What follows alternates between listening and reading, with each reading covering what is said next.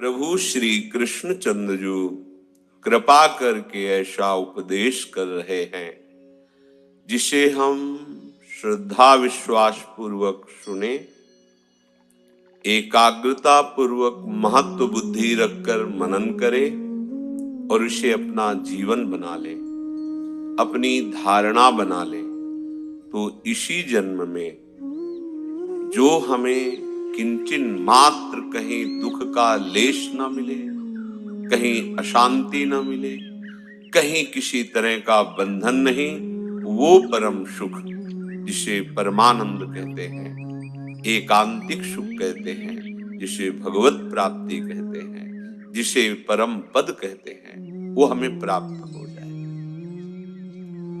प्रभु कह रहे हैं, मैंने ही ये दो की रचना की है, एक प्रकृति और एक जीव। प्रकृति की रचना हुई, जीव की रचना नहीं हुई है। ये भगवान का अंश है, ये भगवान की रचना नहीं है। स्वयं भगवान अपने अंश से सबकी आत्मा के रूप में स्फुरित हो रहे हैं। श्री भगवान संपूर्ण ज्ञान समुद्र हैं। यदि हम ध्यान पूर्वक सुने तो जहां हमारा फसाव है हम उससे मुक्त हो जाएं। ये किसी क्रिया से फसाव नहीं हटेगा। यदि आपको ऐसा कुछ भ्रम हो कि मैं तपस्या या कोई बहुत बड़ी क्लिष्ट क्रिया करके इस फसाव को मुक्त कर लेंगे, तो असंभव, क्योंकि क्रिया के करने का जो भाव है वही फसाव है। ये बड़ा सूक्ष्म विषय है। जितनी क्रियाएं होती है सब प्रकृति से होती है, प्रकृति ही उसका कारण है और प्रकृति में ही बर्ताव होता है। तो हमें जो उसका फल मिलेगा वो प्राकृतिक ही मिलेगा। उस क्रिया से संबंध रहित हो जाना ही इस स्वरूप की स्थिति का वर्णन है। यदि हम क्रिया प्रधान अहम बुद्धि तो कर्ता भोक्ता भाव, तो प्रकृतिजन्य शरीर को, प्रकृतिजन्य करण को तदात्म भाव से मानने के कारण मुक्त होना अत्यंत दुर्लभ है। श्री भगवान कह रहे हैं, भूमिरापो नलो वायुः खम मनो बुद्धिरेव च अहंकार इतीयं मे भिन्ना प्रकृतिरष्टधा अपरेमितस्त्वन्याम् प्रकृतिं विद्धि में पराम् जीवभूता महाबाहो ययेदं धार्यते जगत्। हे महाबाहो, पृथ्वी, जल, तेज, वायु, आकाश, ये पंच महाभूत हैं।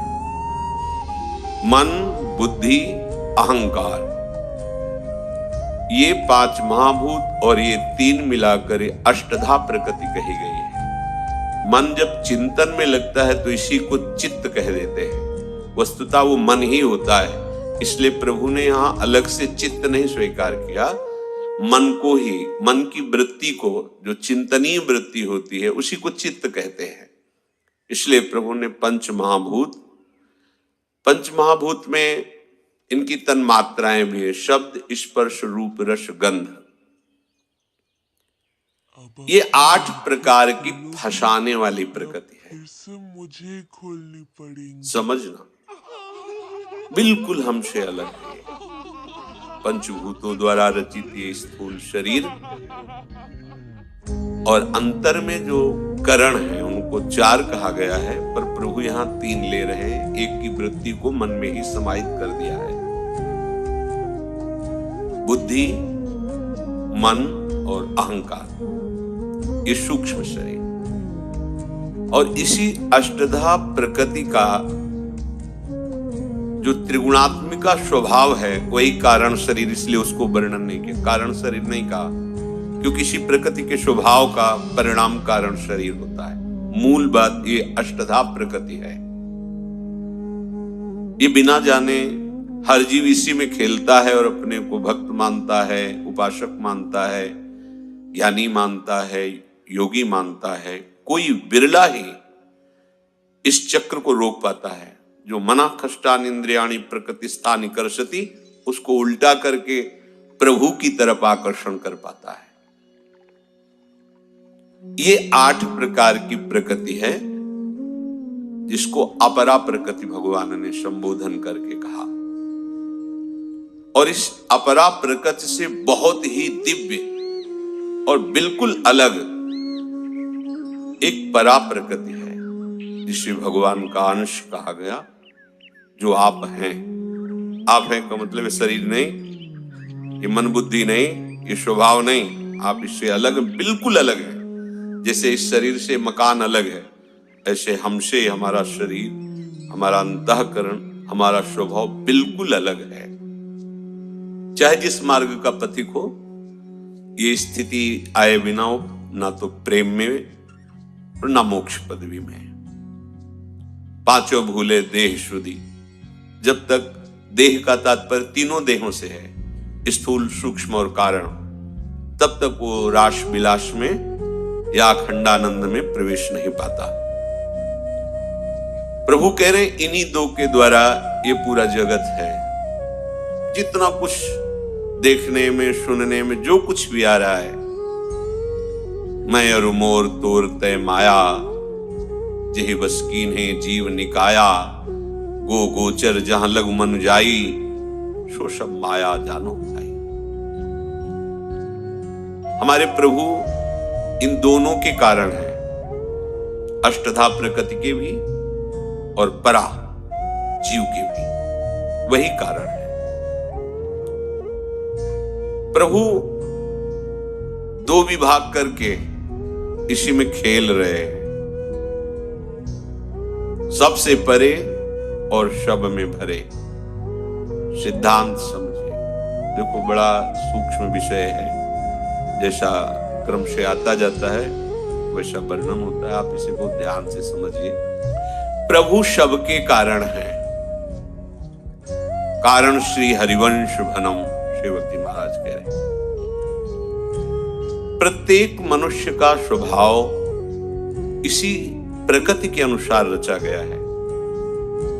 कहीं रजोगुण की अधिकता का स्वभाव जो कारण शरीर, कहीं तमोगुण की, कहीं सात्विक, पर वो तीनों गुणों के अंतर्गत होने के कारण अपने स्वभाव में फंसा रहता है, स्वरूप में नहीं आ पाता है।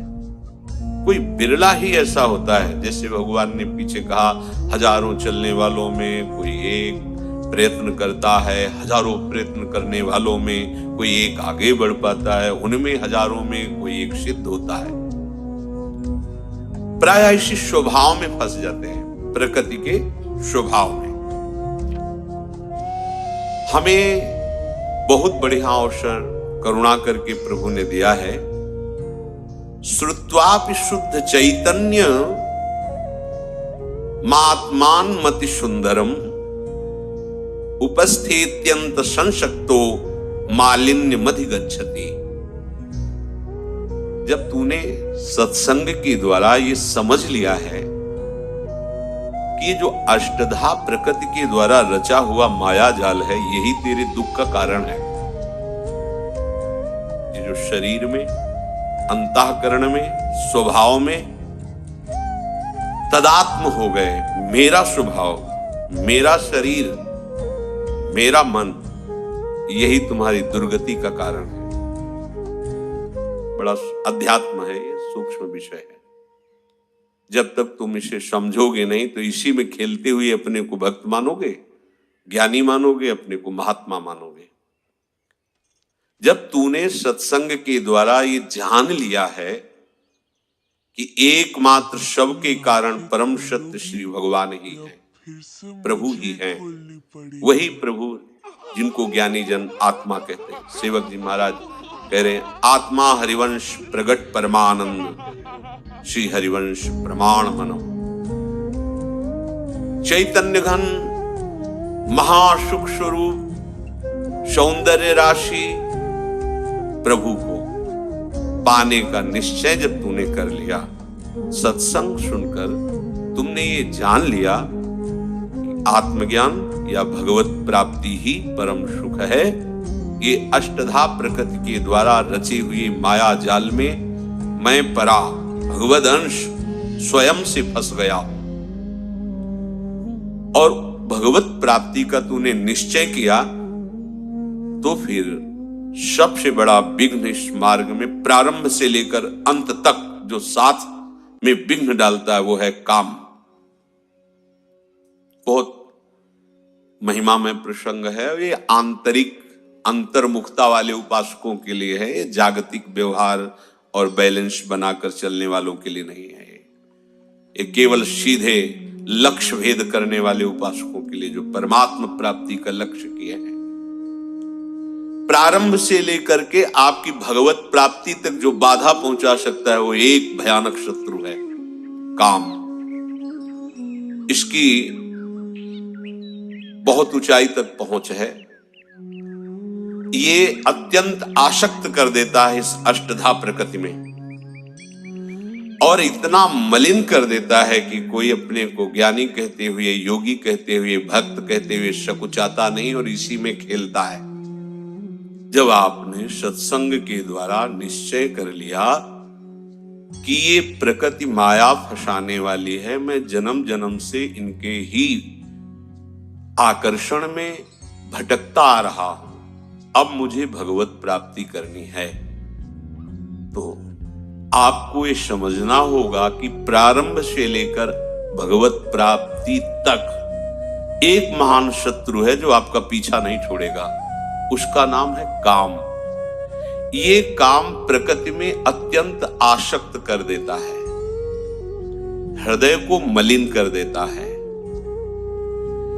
यदि कोई संसारी इसमें आसक्त है तो आश्चर्य की बात नहीं, पर आप सत्संग सुनने वाले, भजन करने वाले, भगवत प्राप्ति का निश्चय करने वाले, महान आनंद की प्राप्ति के लिए इस मार्ग में कदम रखने वाले, तुम क्षुद्र आनंद में आसक्त हो रहे हो, लिप्त हो रहे हो और अपने को उपासक कहते हो, आत्मज्ञानी कहते हो, भक्त कहते हो, बैरागी कहते हो, तो मुझे आश्चर्य हो रहा है।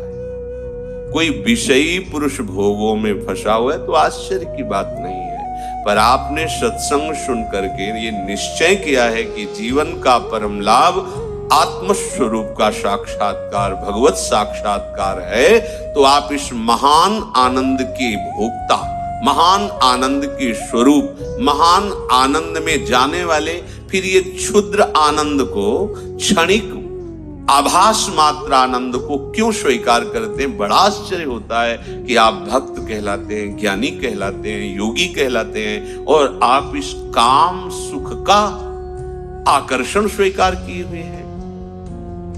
भगवदानंद का अनुभव करने के लिए इससे आपको लड़ना पड़ेगा। ये महान बैरी है।